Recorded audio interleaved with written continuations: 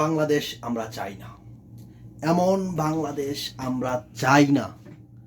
আমরা একটা নতুন বাংলাদেশ চেয়েছিলাম, আমরা একটা নতুন ধারা রাজনীতি চেয়েছিলাম, আমরা সুন্দর একটা রাজনীতি চেয়েছিলাম। কার কাছে চাইব? আমরা কার কাছে চাইব?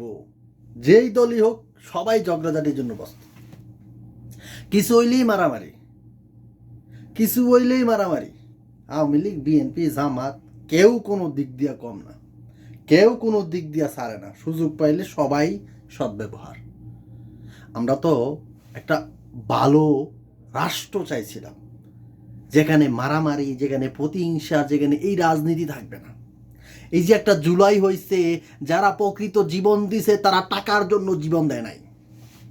এই যে জুলাই হয়েছে, যারা বন্দুকের গুলির সামনে জীবন পেতে দিয়েছে তারা সম্মানের জন্য দেয় নাই।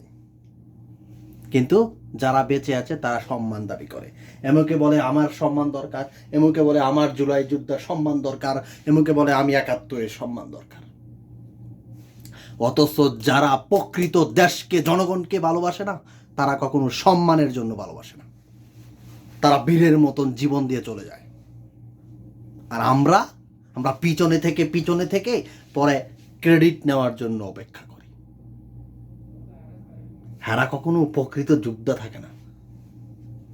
এটাই বাস্তব, এটাই বাস্তব। কি বলবেন? ৭১-এর মুক্তিযোদ্ধা বেচতে বেচতে আজকে ৫-৫০ বছর শেষ। এখন আবার শুরু হইব ২৪-এর মুক্তিযোদ্ধা। তাদেরকে বাতা দাও, এটা দাও, সেটা দাও। এভাবেই চলছে সোনার বাংলা, এভাবেই চলছে।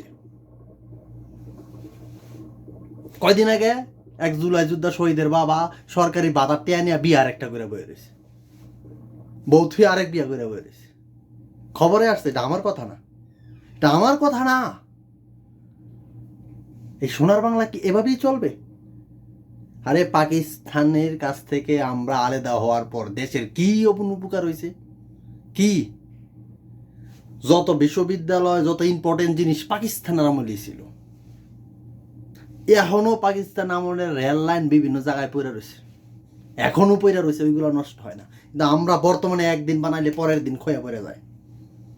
বড় বড় আমাদের দেশে আগে পেপার মিল ছিল, বড় বড় শিল্প কারখানা ছিল, সেগুলো ধ্বংস। কোনো নেতা এগুলারে দিয়ে দিছে মানুষের। শেষ শেষ এগুলা। এখন আমাদের অনেক কিছুর অভাব। এই যে বিশ্ববিদ্যালয় বলেন, এই যে এত কিছু, মাত্র একটা বিশ্ববিদ্যালয় মনে হয় আমাদের মানে যুদ্ধের পরে হয়েছে, আর বাকি সব পাকিস্তান আমলে। তো লাভ হইল কি ভাই? লাভটা হইল কি? মারামারি, এমুকে সেমুকে, এই যে একটা অবস্থা। কালকে আপনি কাকে ভালো বলবেন আর কাকে খারাপ বলবেন?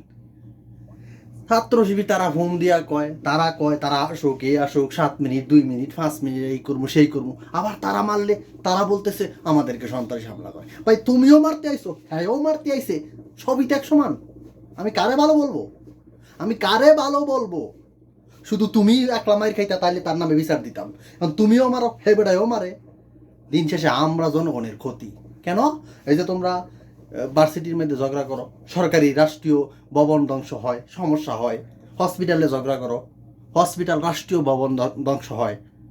এগুলো আমাদের ক্ষতি না? আমাদের ট্যাক্সের টাকায় তো যায়। তোমরা আবার রাজনীতি করো, 2 কোটি, 3 কোটি, 5 কোটি মানুষ রাজনীতি করো, বাকি 10 কোটি, 15 কোটি মানুষ কি করে?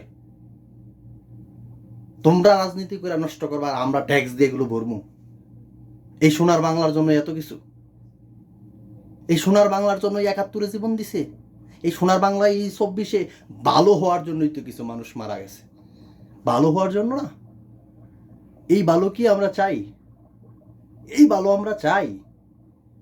ক্ষমতায় না থাকলে তোমার কিছুই থাকে না, আবার ক্ষমতায় আসলে তুমি বউ থাকলেও আবার 2টা নিয়ে ঘুরো। এদেরকে দিয়ে কি বাংলাদেশ সম্ভব? হ্যাঁ, এই বাংলাদেশ তো আমরা চাই না।